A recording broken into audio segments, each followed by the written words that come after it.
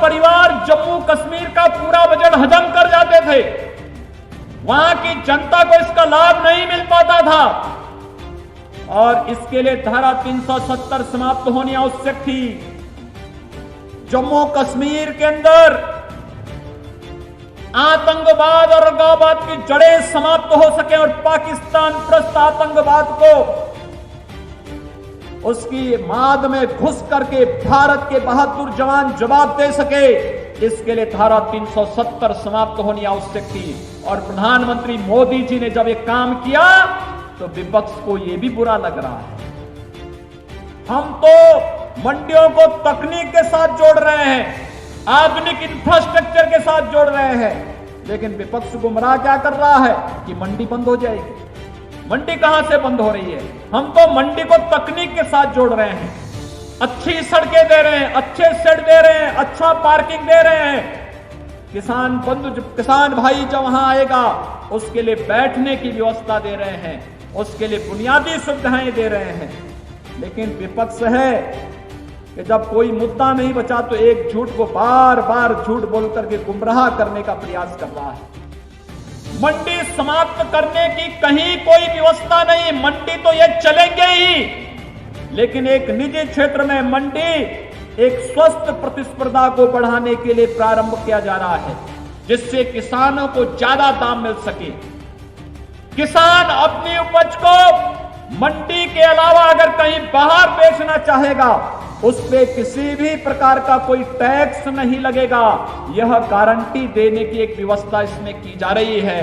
लेकिन भाइयों बहनों, गुमराह करने का प्रयास ये विपक्ष और कुछ चुनिंदा लोग, जिन्हें भारत की प्रगति और किसानों की प्रगति और किसानों की खुशहाली अच्छी नहीं लग रही है, वे लगातार गुमराह करने का कार्य कर रहे हैं। और इसीलिए आज हम सबको आपके पास आने के लिए मजबूर होना पड़ा।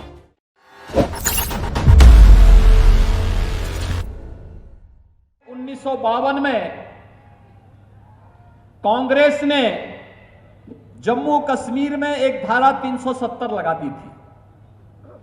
धारा 370 पहले तो इस बात के लिए व्यवस्था करती थी कि शेष भारत के लोग जब जम्मू कश्मीर में जाएंगे तो उनको परमिट लेना पड़ेगा।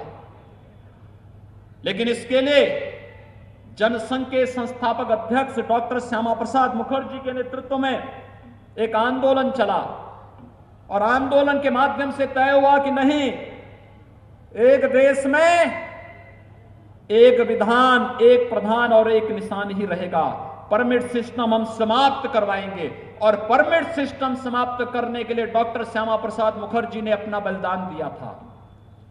भारतीय जनता पार्टी ने जम्मू कश्मीर के लिए और भारत के नागरिकों को कश्मीर के अंदर किसी प्रकार की आवाजाही में कोई प्रतिबंध न हो, इसके लिए आंदोलन किया। लेकिन कांग्रेस ने एक व्यवस्था वहां और बना दी। अगर बरेली के लोग, शाहजहांपुर के लोग, पीलीभीत के लोग और बदायूं के लोग चाहे, यहां का नौजवान चाहे, वो अच्छा खासा कमा रहा है, उसको लगता है कि नहीं, मुझे यहां के साथ साथ अपना एक मकान श्रीनगर में बनाना है, वैष्णो देवी की यात्रा के लिए जाते हैं तो कटरा में एक धर्मशाला बनाना है, नहीं बना सकता था। भाइयों बहनों, प्रधानमंत्री मोदी जी ने और गृह मंत्री अमित शाह जी ने कश्मीर में धारा 370 को समाप्त करके बरेली, पीलीभीत, बदायूं और शाहजहांपुर के लोगों को भी छूट दे दी है। आप चाहें तो जम्मू कश्मीर के अंदर, आप चाहें तो श्रीनगर या लद्दाख के अंदर अपने लिए जमीन खरीद करके अपना मकान या गेस्ट हाउस या धर्मशाला का निर्माण कर सकते हैं। ये काम अच्छा हुआ है। मैं आपसे पूछना चाहता हूं, जम्मू कश्मीर में धारा 370 समाप्त करके जो अधिकार प्रधानमंत्री मोदी जी ने पूरे देश को दिया है, क्या यह अच्छा कार्य हुआ है? आप समर्थन करते हैं?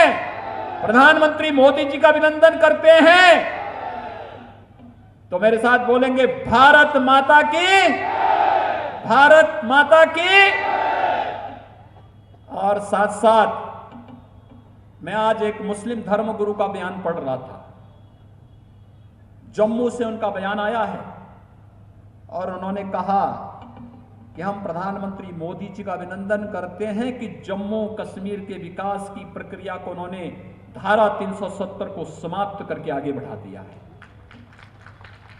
भाइयों बहनों, हमारा ये शरीर है, अगर शरीर का कोई अंग कमजोर हो जाता है तो शरीर पूर्णांग नहीं माना जाता।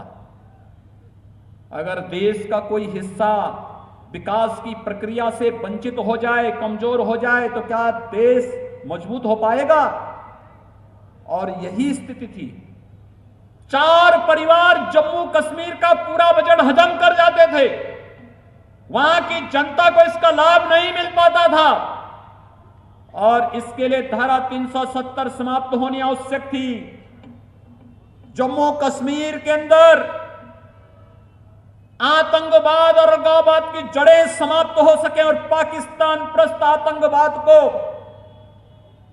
उसकी माद में घुस करके भारत के बहादुर जवान जवाब दे सके, इसके लिए धारा 370 समाप्त होनी आवश्यक थी। और प्रधानमंत्री मोदी जी ने जब एक काम किया तो विपक्ष को यह भी बुरा लग रहा है।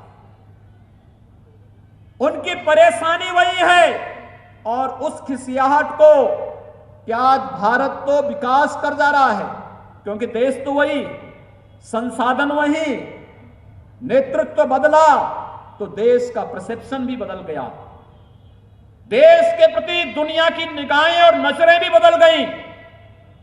भारत ने कोरोना के कालखंड में जितना बेहतर प्रदर्शन किया है, आज दुनिया उसकी सराहना कर रही है, और दुनिया ने इस बात को माना है कि प्रधानमंत्री मोदी जी के नेतृत्व में भारत का प्रदर्शन बेहतरीन रहा है। 135 करोड़ की आबादी को सुरक्षित करने का जो कार्य प्रधानमंत्री मोदी जी ने किया है, आज दुनिया उसका अनुसरण करने के लिए मजबूर हुई है, और विपक्ष को इसमें भी परेशानी है। भाइयों बहनों, आप सब जानते हैं कि प्रधानमंत्री मोदी जी ने भी और केंद्रीय कृषि मंत्री जी ने बार बार कहा है कि कृषि संबंधी सुधार के लिए जो कानून भारत सरकार ने बनाए हैं, यह किसानों की जमीनों को किसी को भी कब्जा करने की छूट नहीं देती है। मंडी समाप्त करने की कहीं कोई व्यवस्था नहीं, मंडी तो ये चलेंगे ही, लेकिन एक निजी क्षेत्र में मंडी एक स्वस्थ प्रतिस्पर्धा को बढ़ाने के लिए प्रारंभ किया जा रहा है, जिससे किसानों को ज्यादा दाम मिल सके। किसान अपनी उपज को मंडी के अलावा अगर कहीं बाहर बेचना चाहेगा, उस पे किसी भी प्रकार का कोई टैक्स नहीं लगेगा। यह गारंटी देने की एक व्यवस्था इसमें की जा रही है। लेकिन भाइयों बहनों, गुमराह करने का प्रयास यह विपक्ष और कुछ चुनिंदा लोग, जिन्हें भारत की प्रगति और किसानों की प्रगति और किसानों की खुशहाली अच्छी नहीं लग रही है, वे लगातार गुमराह करने का कार्य कर रहे हैं। और इसीलिए आज हम सबको आपके पास आने के लिए मजबूर होना पड़ा। ये विरोध करने वाले लोग वही हैं जिन्होंने उत्तर प्रदेश जैसे राज्य में कभी भी किसानों की उपज को नहीं क्रय किया था। मुझे याद है 2017 में जब उत्तर प्रदेश के अंदर मुझे मुख्यमंत्री पद के लिए मेरा चयन हुआ और मुझे कहा गया कि उत्तर प्रदेश के अंदर जा करके हमें किसानों के लिए कार्य करना है। भाइयों बहनों, सबसे पहला कदम हमारी सरकार का था। पहली कैबिनेट में हमारी सरकार ने जो फैसला लिया था, वह फैसला था 86 लाख किसानों के 36,000 करोड़ रुपए के कर्ज माफी का फैसला। यह फैसला था हमारा। याद करिए, 2017 के विधानसभा चुनाव के पूर्व भारतीय जनता पार्टी ने अपने लोक कल्याण संकल्प पत्र में इस बात को कहा था, और ये 36,000 करोड़ रुपए का जो कर्ज माफी का कार्यक्रम संपन्न हुआ, एक एक जगह जाकर के हमारे माननीय सांसद और विधायक गणों ने आपको कर्ज माफी के सर्टिफिकेट वितरित किए थे, क्योंकि पैसा तो सीधे अकाउंट में किसान का गया या बैंक का कर्जा माफ होकर के सर्टिफिकेट उन्हें उपलब्ध करा दिया गया। लेकिन यह कार्य पूरी मजबूती से करने का कार्य प्रदेश के अंदर संपन्न हुआ, और इसके बाद दूसरा कदम जो उठाया गया वह था प्रदेश के अंदर किसानों की उपज को क्रय करने का। क्रय केंद्र स्थापित किए गए। किसानों को पहले साल विश्वास ही नहीं हो रहा था कि क्या उस समय गेहूं की फसल आ रही थी, क्या गेहूं की फसल सरकार खरीदेगी, न्यूनतम समर्थन मूल्य पे खरीद पाएगी। और भाइयों बहनों, मैं अभिनंदन करूंगा जनप्रतिनिधियों का, किसान बंधुओं का और इस पूरी प्रक्रिया के साथ जुड़े हुए उस पूरे तंत्र का, जिन्होंने पहले साल ही 36 लाख मीट्रिक टन गेहूं का क्रय किया। धान की फसल तैयार हुई, किसानों से 46 लाख मीट्रिक टन धान का क्रय किया गया। अगले वर्ष किसानों को विश्वास हुआ 56 लाख मीट्रिक टन धान गेहूं का क्रय होता है, 52 लाख धान का क्रय होता है। और भाइयों बहनों, अभी धान का क्रय चल रहा है, लेकिन साथ साथ अब तक लगभग 36 लाख मीट्रिक टन धान का क्रय सीधे सीधे क्रय केंद्रों के माध्यम से प्रदेश के अंदर हुआ है।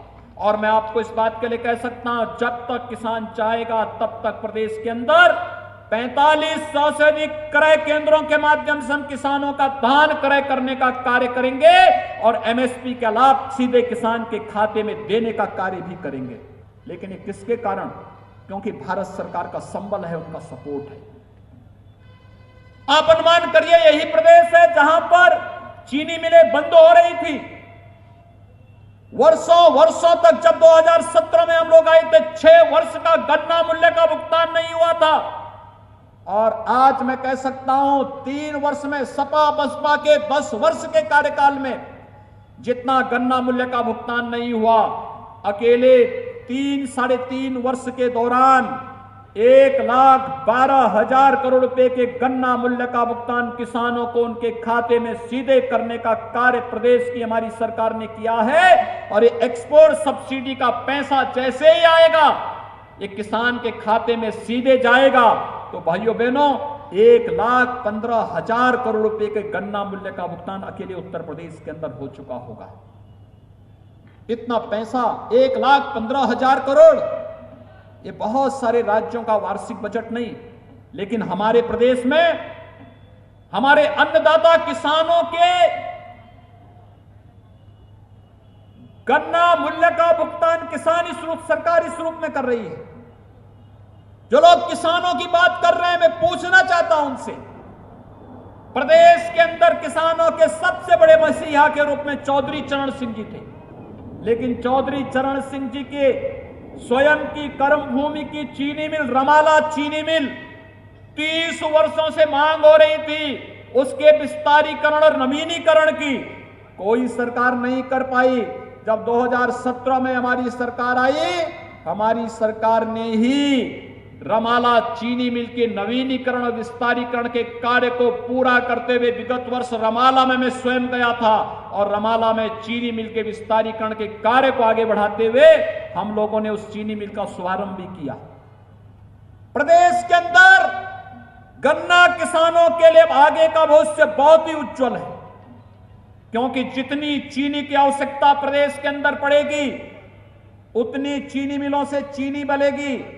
जितना गुड़ का उत्पादन होगा, खांडसारी उद्योग को लाइसेंस फ्री करके हम लोगों ने वहां पर जो भी, जिस भी क्षेत्र में खांडसारी उद्योग लगाना चाहता है, वहां पर उद्योग के लिए भरपूर उन्हें लाइसेंस उपलब्ध करवाया जा रहा है।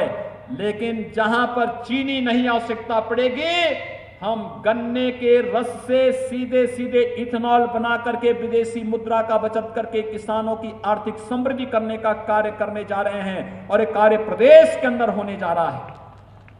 यही तो लोगों को बुरा लग रहा है, जो लोग आज गुमराह कर रहे हैं, उन लोगों को यही बुरा लग रहा है कि वास्तव में किसानों के लिए नई नई चीजें क्यों, बायोफ्यूल की यूनिट लगने जा रही है और बायोफ्यूल के माध्यम से किसान की आमदनी को अतिरिक्त आमदनी करने के लिए पराली का, यानी धान का तो दाम मिलेगा ही मिलेगा, पराली का भी अतिरिक्त दाम मिल सके, इसके लिए बायोफ्यूल की एक नई पॉलिसी के साथ सरकार सामने आई है। मंडी समिति को ई नाम से जोड़ने के लिए प्रधानमंत्री मोदी जी ने जो कार्यक्रम आगे बढ़ाया है, उत्तर प्रदेश की 100 से अधिक मंडियां इसके साथ जुड़ चुकी हैं। हम तो मंडियों को तकनीक के साथ जोड़ रहे हैं, आधुनिक इंफ्रास्ट्रक्चर के साथ जोड़ रहे हैं, लेकिन विपक्ष गुमराह क्या कर रहा है कि मंडी बंद हो जाएगी। मंडी कहां से बंद हो रही है? हम तो मंडी को तकनीक के साथ जोड़ रहे हैं।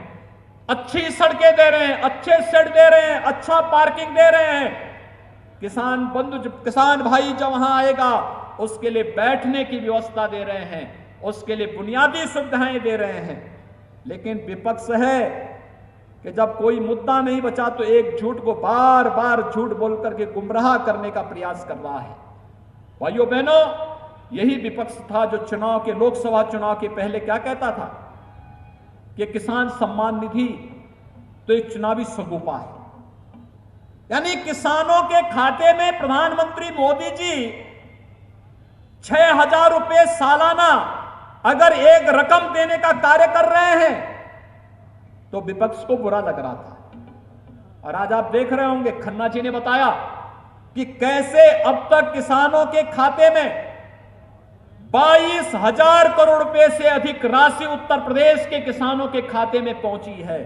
और अभी एक किस्त और आने वाली है 4,000 करोड़ रुपए से अधिक की, यानी 4,300 करोड़ रुपए की एक नई किस्त आने वाली है। और यह पैसा भी सीधे किसान भाइयों के खातों में जाएगी। यानी विपक्ष तो उसको यही परेशानी है, ये पैसा किसानों के खाते में सीधे क्यों जा रहा है, ये पैसा किसानों को क्यों मिल रहा है? क्योंकि जब किसान को पैसा मिल रहा है तो जो इनके द्वारा वहां पर जबरन सूदखोरी होती थी, उस सूदखोरी को जब लगाम लगाया जा रहा है तो विपक्ष को इसी में परेशानी हो रही है। अगर आपको हमारे वीडियोस पसंद आए तो प्लीज लाइक करें, सब्सक्राइब करें और शेयर करें।